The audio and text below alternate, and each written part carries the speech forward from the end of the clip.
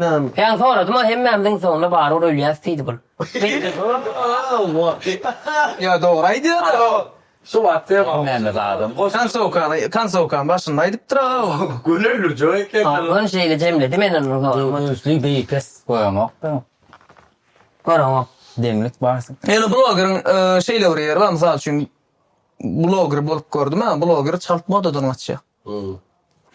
Yok canım bilen diyen gördüm. Çalpma odadan açıyor. Yani yaşayışta değerli umuman dünya derecesinde o sosyal medyada diyelim dünya derecesinde ölmeyen eterler var. Tamam. O adı öçmecek o bar nungil geçiptir çekilen suratlar var. Ay veriyoruz o patmayı matmam diye. Ana orça öğrenip bravo bilen ki. Sen ola Diyecek olayım adı öçmeyen eterler var. Kur'an'da da yedi eterleri, Kerim Kur'an'da testin yazan eterlerini o Mavtumulu, Praga, bizim büyük şahsiyetimiz şolun yazan eserleri hiç açın öçün ama doğru değil mi? Yani bizim hazır çeken bloklarımızı yine 10 yıldan 20 yıldan 30 yıldan belki hiç kim yatlamalı. Mümkün daşlar yurtlarda görüyorsa